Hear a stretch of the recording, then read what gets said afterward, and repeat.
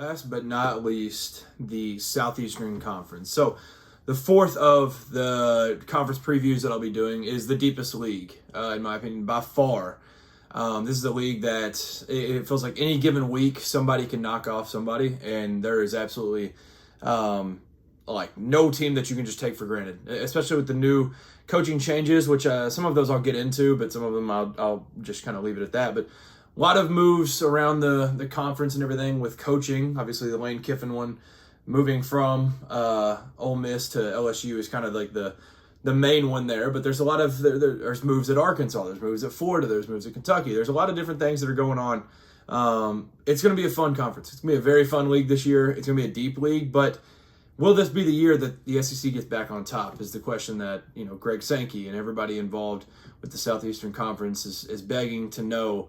Because it's been a little bit. They got to watch, I would say, conference rival, Big Ten, win 3 straight. So now, what do? Do you get up off the mat and handle business yourself?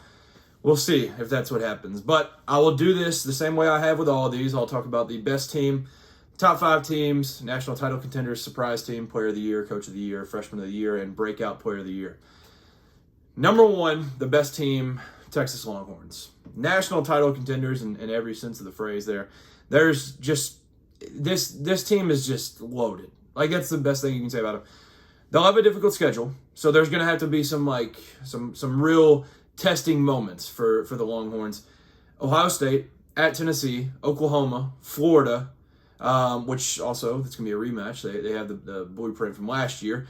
Ole Miss, at Missouri, at LSU, at Texas A&M. It's not going to be easy. There are no handouts. The SEC was already pretty difficult. Now they go to 9 SEC games for each team, so it's not going to be easy by any means. But Texas is my number 1 team. Like I said, loaded is the best way. When I think of this team and this program at this point, that's what I think of. It's 5-star after 5-star. It's transfer after transfer, and it's just elite product with all of the talent that they've got. Arch is the guy that everybody looks at. Arch Manning. Look at the last name and look at the guy, and he was a bust last year. That's what a lot of people will tell you. There's a lot of football fans that also, they're more NFL people, so they got to see the bad Arch early, and they're like, oh, well, he's a flop, whatever, so I'll just go back to the NFL, and I'm not really going to pay attention. Arch Manning became an absolute player throughout the year. He figured it out, and he went through, I would say, a season that is very fitting for what college football should be like. This is a guy that is now in the starting role, and he's struggling early, plays one of the best teams in America, week 1, and then now he's slowly figuring it out as he goes through the conference schedule and everything. So Arch Manning, I expect him to be right back where he left off, if not even better, and he figured it out last year, and I expect him to be very good this year. Brought over 10 Power 4 starters to play for Texas this year, so Sarkisian went and made sure he got dudes wherever he went. So this team is going to be stacked with transfers and with talent that they've been able to recruit and get to the program to this point. Cam Coleman. That's that. That's all I need to say. Cam Coleman is one of my favorites in the country, one of my favorite receivers. He was already one of my favorites at Auburn, and it was an unfortunate scenario that he had down there where he wasn't utilized correctly. Cam Coleman is a stud. Recently, they put out a clip of him catching a one-handed pass. Yeah, maybe that'd be a better throw by Arch, but that also frees you up as a quarterback with Arch, where you're like, well, I just got to get it in this radius here, and he'll come down with it. So, Cam Coleman, Emmett Mosley, Ryan Wingo. There's a lot. This receiver room is pretty good, but it's highlighted by Cam Coleman. That's the reason that you can be excited about them. Two-headed monster in the backfield with Hollywood Smothers and Riley Brown. Both of those guys are dogs, and they literally stole them from other schools where they would have been the RB1. Now they're going to go split snaps as a two-headed monster down there in Austin, so that's going to be extremely dangerous. Colin Simmons, 2024 Sean Alexander Freshman of the Year. That is not just a defensive award. That is an offensive award, too. And you know who's in that class is Jeremiah Smith. That class was loaded across the country.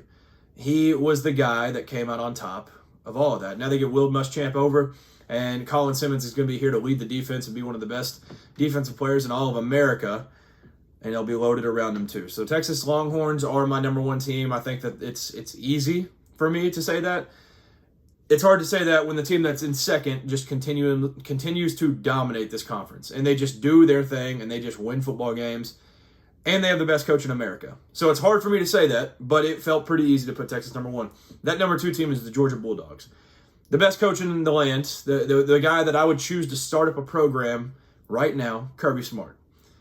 They returned 14 starters down there in Georgia. Gunnar Stockton is back with another year under his belt. He comes in, first year as a starter, and he was pretty dang good. And he led some big-time drives and won a whole lot of football games last year. Now he is back.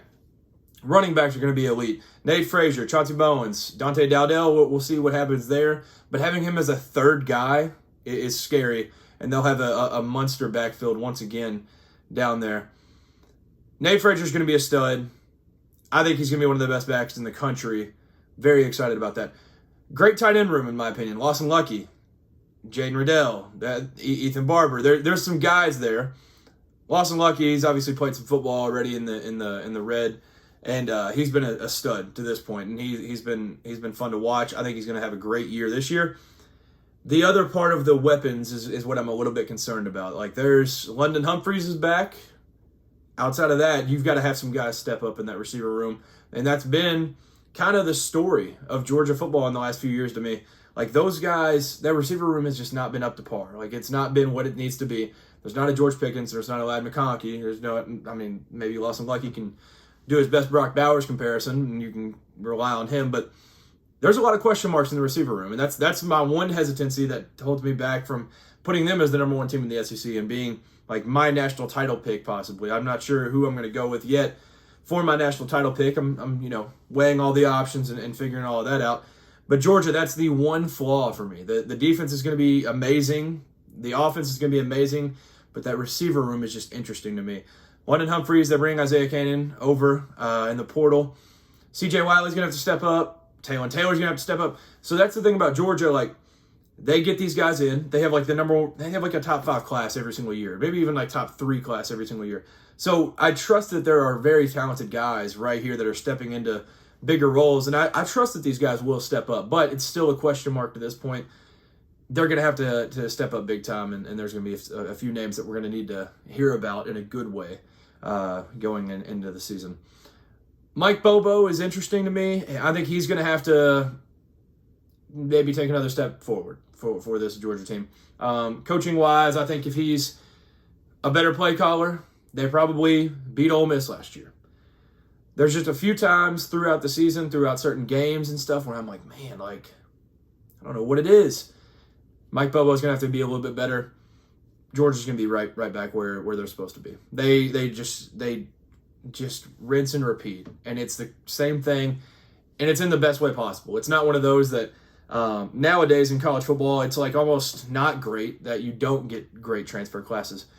With Georgia, it's fine. Like, it's really fine that they don't have to go out and just spend a bunch of money in the portal because of what they build in the program that they build through high school recruiting or through transfer recruiting that is essentially high school, where you get a guy that's maybe a project piece and then you let him come in and play a little bit over the years. There's a lot of fun things to like about Georgia.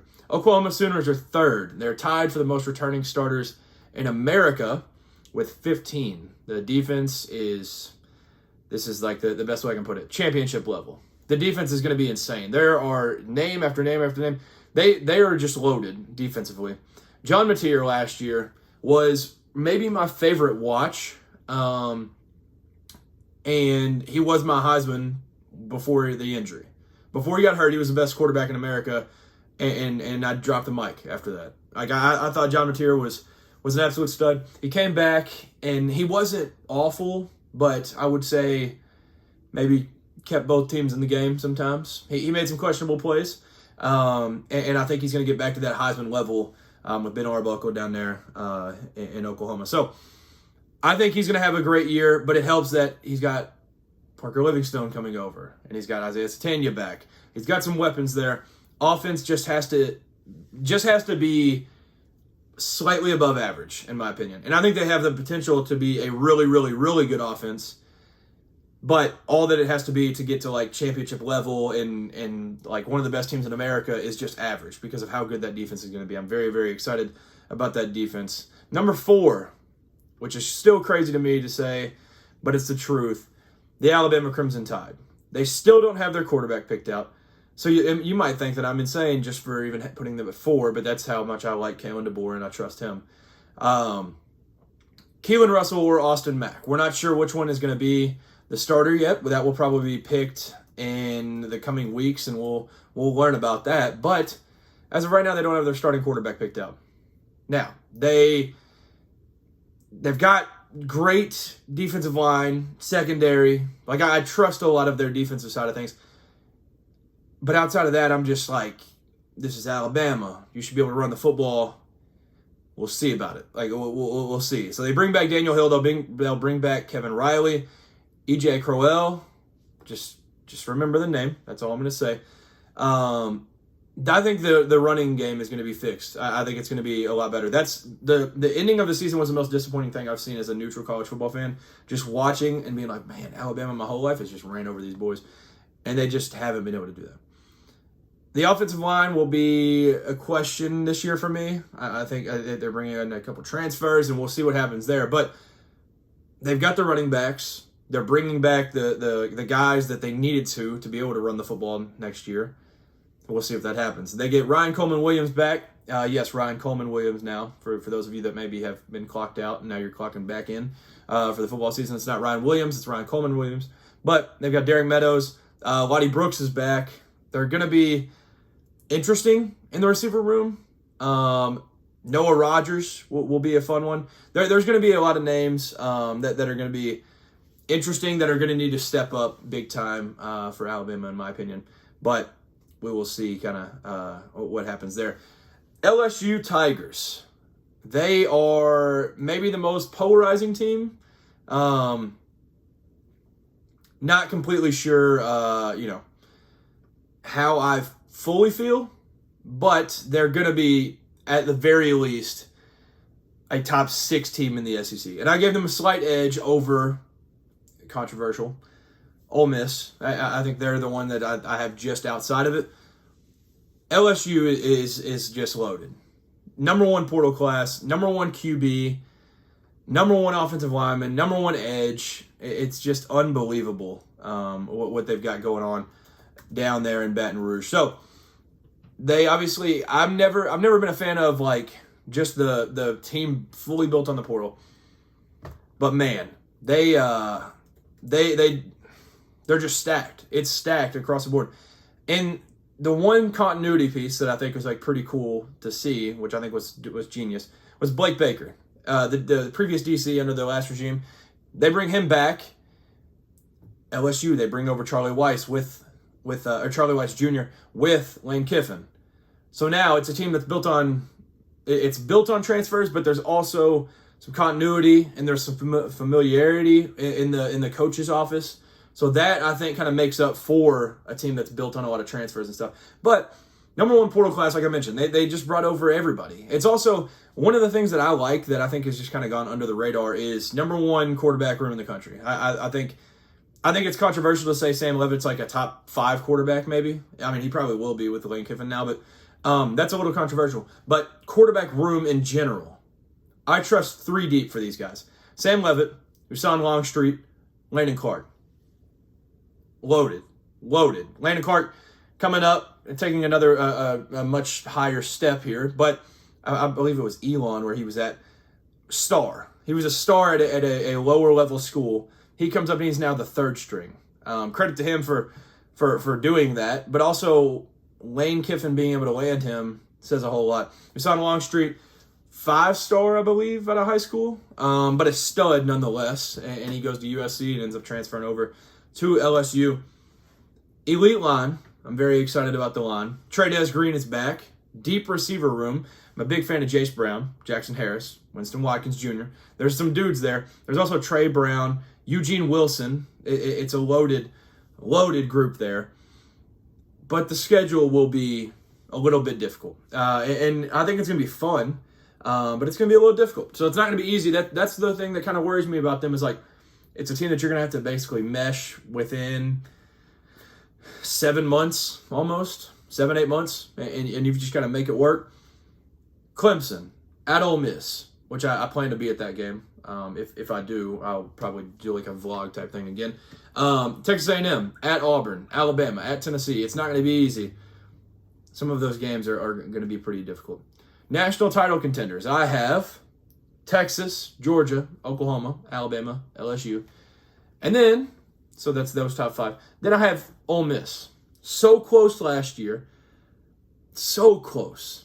Ends up coming up a little bit short. John David Baker comes over and takes over where Charlie Weiss Jr. leaves. And I think that it's going to be kind of the similar system there. It's going to be Keywan Lacey's going to get the ball and be a star. And then Trinidad Chambliss is going to be able to sling it all over the field and make plays and just be an absolute star. Like it's just what he does. Trinidad Chambliss is one of the best in the land. And the thing that I like about them is they replaced what they lost with great talent. Like, they're having guys step up, but they were able to replace what they lost. Prince William Amielin is like a pretty difficult thing to replace, but they brought over a bunch of different guys that are going to be able to, as a group and collective unit, replace that. Ole Miss, I think, is definitely in title contention for me, so I have 6 from the SEC. Surprise team. I thought about the Kentucky Wildcats. I thought about that because they fit the similar mold of Oklahoma State and UCLA. Now, both of those, so Oklahoma State, they're just North Texas North now. But for UCLA, like, yeah, they brought in some JMU transfers, and they did that. But it's the new coach, it flips everything, and there's a chance that something is pretty special there. Now, like, Will Stein didn't bring over a bunch of Oregon players and do it that way, but he built from the inside out, built the trenches, got his quarterback, got his running backs, got his wide receiver 1 in Nick Anderson. There's a lot to like. But that schedule scares the heck out of me. That schedule is absolutely insane, and I don't think it's going to be any handouts at all. I think is the best way to put it, and that's what's turning me away from them a little bit. There's going to be Alabama in week 2, and then at Texas A&M. There's going to be at South Carolina, LSU at home, at Oklahoma, Vandy, at Tennessee, Florida, at Missouri. You got Louisville. It's going to be super, super, super difficult. So I'm going with the Florida Gators.